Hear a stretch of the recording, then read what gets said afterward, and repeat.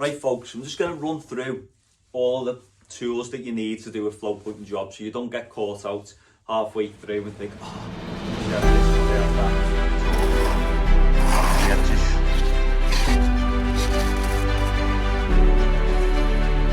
Don't want standard water on.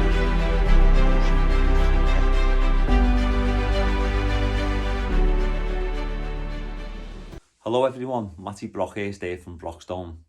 So I get asked more than any other question at the moment, how do you use Flowpoint? What's your opinion of Flowpoint? So the aim of this video is to clear a few things up and hopefully answer a few questions on the whole subject and improve everyone's technique of using it. Maybe you haven't used it before and you want an idea before you jump into it. So this will hopefully show that. We first used it in 2010, so we've had 11 years on and off of using it. So we've learned a fair bit, but I'm not sitting here and saying I know it all. I'm not saying that for 1 minute, but hopefully I'll be able to pass on a bit of knowledge to you. So the cleaning process we're going to be using on this video is with a jet wash and a hose, which is obviously readily available for everyone. There is another method, and that's using a belt cleaner, which makes the process a lot easier, but not many people have got them. You can hire them, but on this video, we're going to show you how you do it with a hose or a jet wash. Let's get started. Right folks, I'm just going to run through all the tools that you need to do a flow pointing job so you don't get caught out halfway through and think, oh, I wish I had this or I had that. So firstly, neoprene squeegee, great for moving all the material around into the joints. Soft brush, obviously whatever job you're on you should have a brush with you, but this is handy for cleaning off process. So someone's on the jet wash, someone else is moving the heavy residue off with this whisk. We've got a 110 whisk here. This little small cordless and whisk won't really cut it. It's the big bags, so you need a good size whisk, substantial whisk to get that mixed properly. Got a transformer, obviously, to go with the whisk. Extension lead, because you don't know where you're going to be mixing. It might not be handy by the socket, so it's always good to have that. Need a large tub. Small bucket won't be big enough. You need a large tub like this. Measuring jug, obviously gauging your water for your mixes to get it spot on. A little tiny squeegee. This is ideal for getting round the corners, hard to reach areas, and this one's quite flexible, so it will pull it out of, say you've got like a heavy set around the edge like we have on this job. That will be ideal to like work in pull it in off the edges. Rubber float as well, same kind of thing. Little bucket trowel, good for scraping out the mix at the end, when you come to the end of the tub. Tape, ideal for taping up gullies or filling in.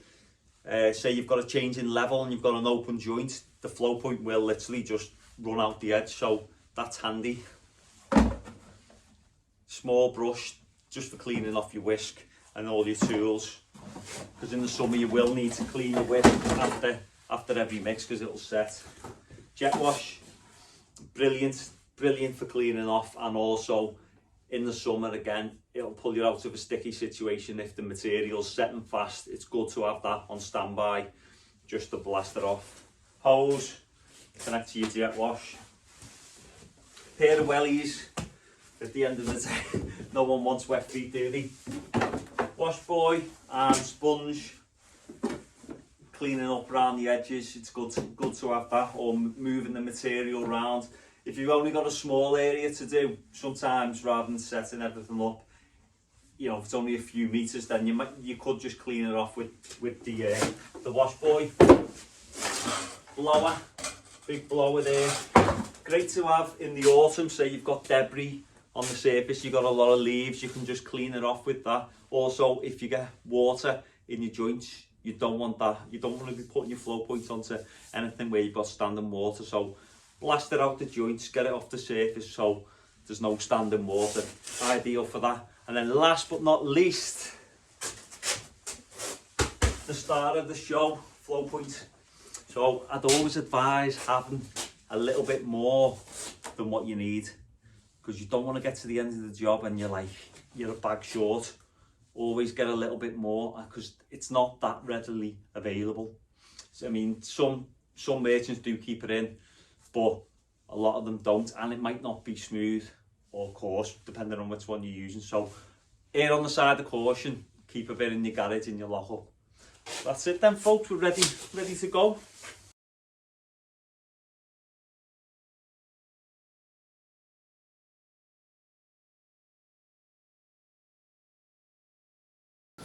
So we got the water in there, 4.25 litres.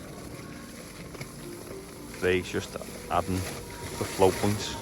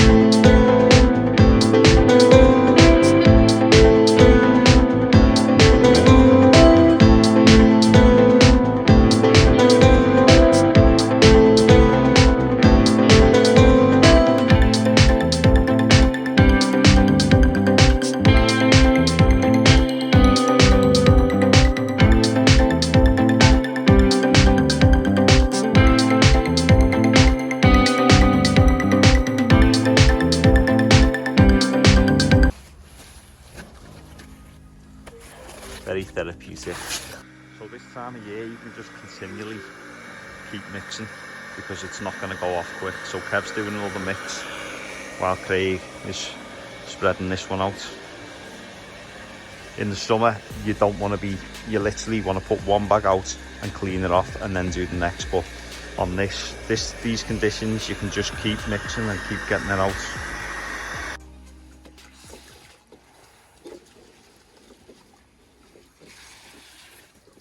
Working it hard into all the joints.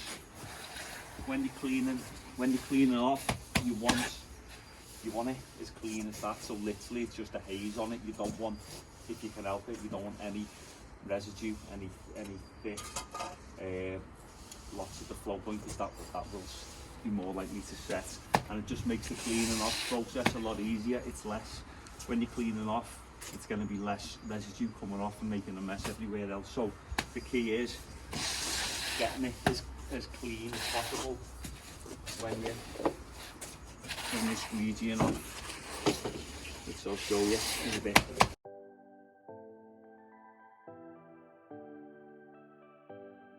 The joints are full, like that.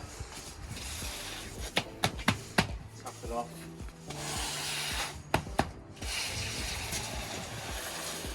Work on 45 as well. You don't pull it out the joints. If you pull it like that, it's gonna fit, see, like that. It's gonna drop into the joints.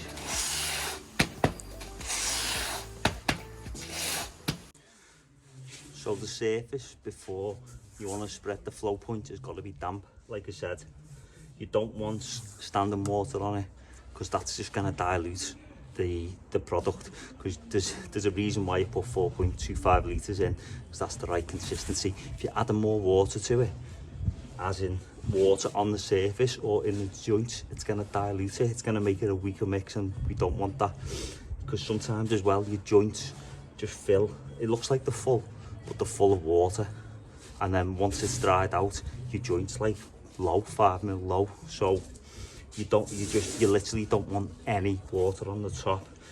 If there is water on the top, you want to squeeze it or get the blower on and blow it out. So this surface here now, as you can see, is dry.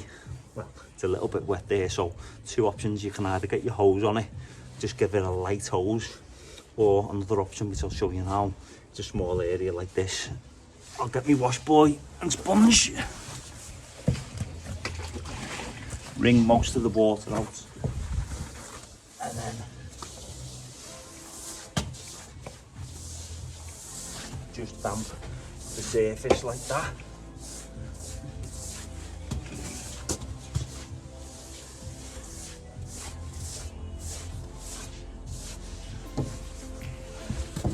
Obviously, if it's a big area, you don't want to be doing that over the whole area, so it's better to get your hose on. I'm just saying that is an option that you can do, because that's perfect. That now, if you put it on a dry surface, it'll just suck the water out straight away and it'll set. So that's perfect. Good to go on that. You ready, Craig? Bring. Yeah. Sorry, neat. Go ahead.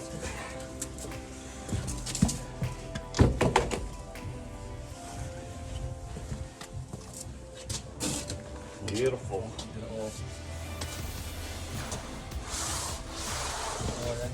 Yes, please. Yeah.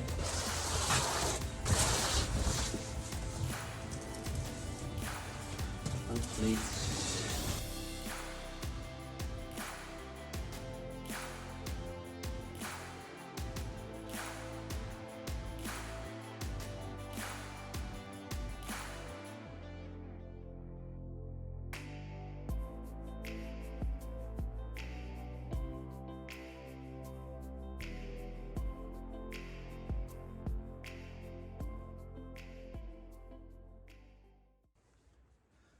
Okay, so say if you were just coming to flow point a little area like this, and it's in the winter, and you're going to be waiting probably a couple of hours before you can clean it off, because if you clean it too soon, you're going to blast it out the joints. So say if it was a little job, you just wanted to come and point, to save you putting it in and then waiting a few hours for it to go off, there is another solution to that. You can use your wash boy and your sponge and clean it off, and then with that way it's going to take it off the surface, but it's not going to pull it out the joints as well, because you're moving it over the top. So I'll show you that now. This isn't that easy to do with the granite, because it's so coarse. The surface is really coarse on these sets, so it's not the best example on that, so you might have to use the hose on that, but for most jobs, most surfaces, it'll be fine. Because this now, it's still really jelly-like in the surface, so if you hose that off now, it's just going to pull it out the joints, and it will keep washing out. It will, when you're cleaning it, it'll keep coming out the joints and you won't get it clean.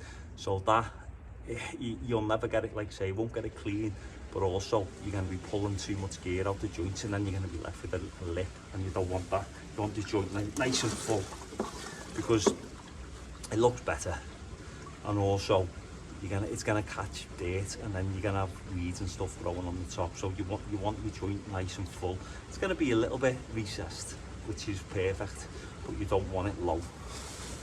So clean off, nice big sweeps. It'll take a few goes because it's really dirty, this stuff, but that's what I mean about getting as much residue off as you can with the squeegee. It just makes the whole process after that point a lot easier.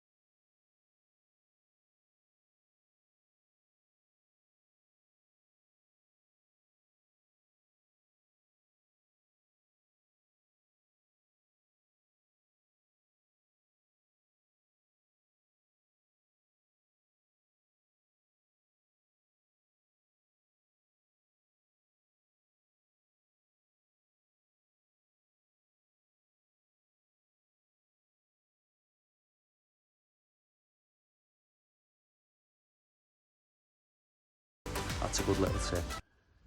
Okay, so let's have a look. This bit is been in for, I'd say 40 minutes. See that? Push your finger in, that's still very jelly. Like, if you start cleaning that off now, that's just gonna get blasted out. So that's not ready yet. I want it firmer than that. So we've totally filled all the joints on this one section. It's been down, I'd say the first one went down about 2 hours ago, and it's not quite ready to clean off yet. So we're going to leave it a bit, but what will start to happen, obviously it'll be wetting the joint that it is on the surface. If the surface is starting to dry out, and you see like I think you can see around here, there's lighter patches where you can see it drying out. You don't want to let it dry out on the surface, because then you could get stains. So hose on a nice fine spray and just keep it damp. In the summer, you're gonna have to have someone nearly on the hose, constantly keeping it right, or it might be ready to clean off straight away. Usually is, depending. It's so dependent on temperature and different conditions. That's why I think a lot of people can come unstuck with Flowpoint, because it does vary a lot on and the temperature, how wet the ground is underneath, what material is. Some materials are more porous than others, so it comes with experience. But all I'd say is, if you're in doubt, don't mix up too much. But yeah, little spray like this.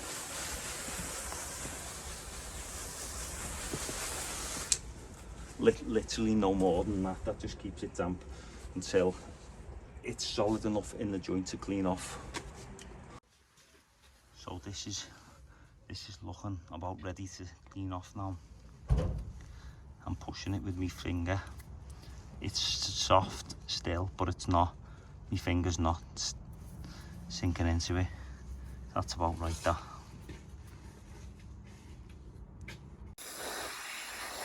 So you don't always need a jet wash, just a normal hose pressure will do.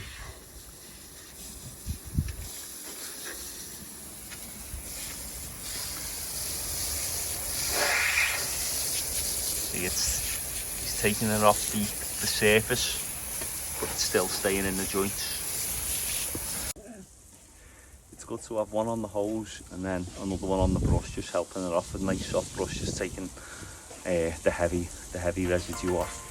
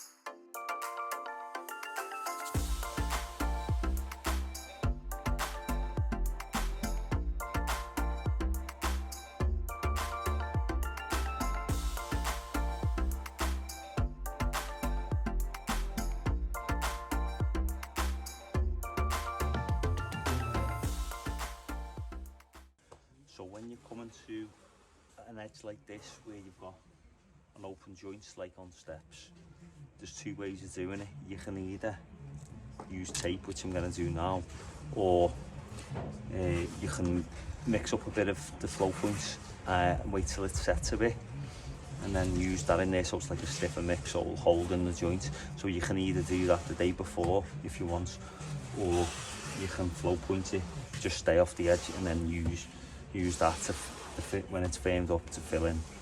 But for now, we're going to use the tape, a bit of duct tape.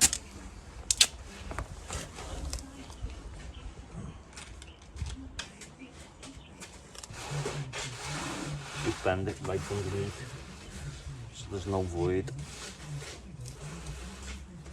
Because because it will run through. Finds it. That's the good thing about it. Finds any gaps in your sets when you're laying them. The flow point will flow in, fill any void. So absolutely indestructible. This stuff sets to 49 kilonewtons, so it's goes like that. Quick.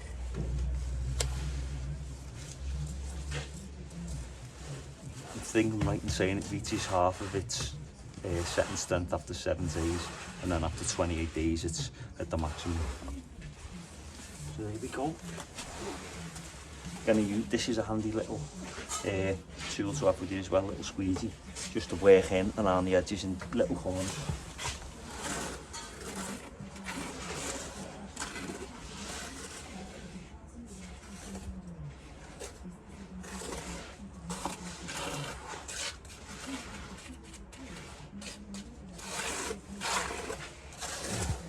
You see it's doing its job.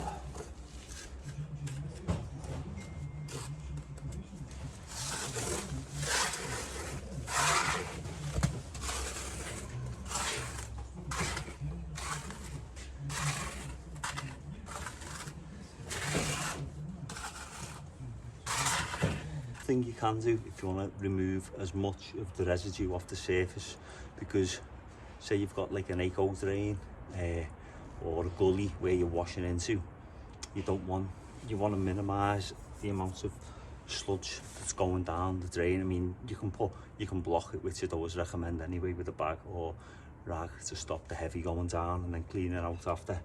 But the likes of this, what you can do to remove this is get your sponge again.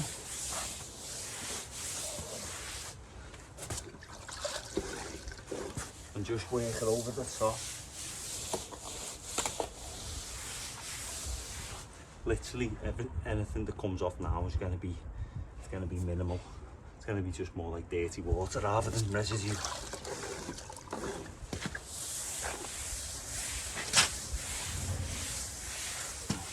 Also, the benefit of doing that, you're checking that all your joints are full, and if there is any low spots while it's still soft, you can actually manoeuvre it round with the sponge, and then that movement levels it off and fills in any hollows, levels it off. You do get a nice finish doing that, but if you've got to do it on a big area, it's quite labour intensive, but it's a good little option.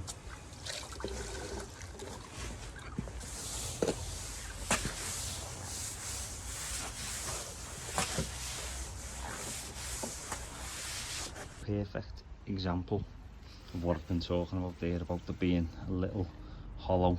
This joint here is a little bit low, so what I can do, you can get a little bit of a mix and just top it up, or this is to highlight what I was talking about before about the sponge going over the top. So you work it round, and as you're filling in,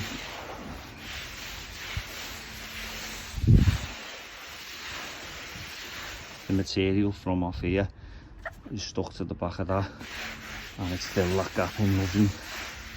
So now it's full. So the alternative method of cleaning off is to use a jet wash. It's always good to have a jet wash on standby, especially in the summer, because it can pull you out of a hole if the gear's going off that quick. So what I'm going to do now, I'm just going to show you how I clean it off with a jet wash, so it's nice and solid in the joints.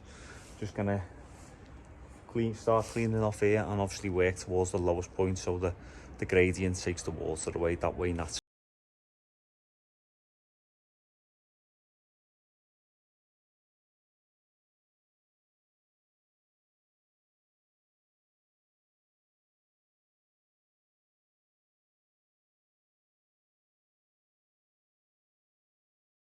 So you've got a build up, whether you can see it on that, there's a build up of residue that's come off the surface. So for now, that needs moving off with the brush, because to move that you've got to get the jet wash pretty close. So that's why you could do with someone really on the brush now, but the lads have gone to another job.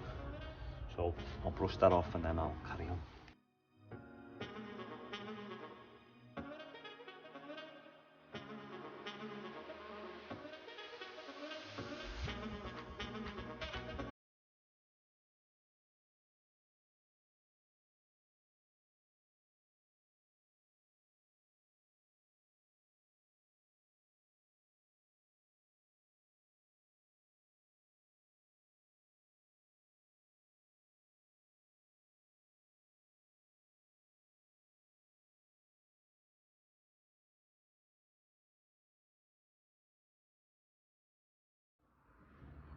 So there's the finished joint.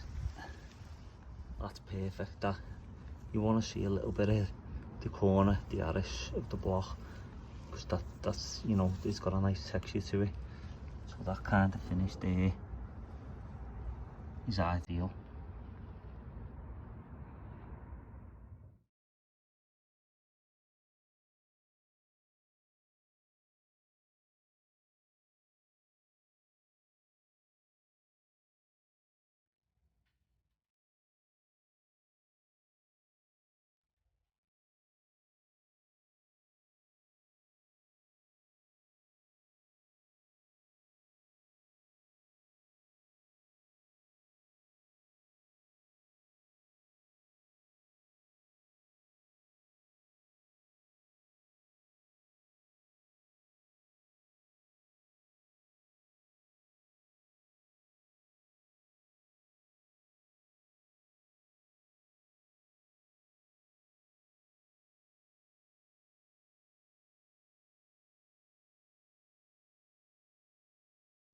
So folks, I've just come back to this job that we did in 2010 just to demonstrate how good the pointing is after 11 years and see how it's held up.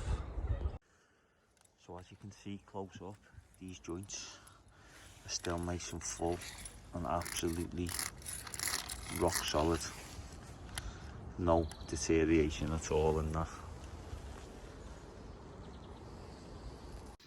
So I've cast these two little pots just to show you what the difference in the finish is like. So obviously on the left we've got the standard flow points, and then on the right we've got the smooth.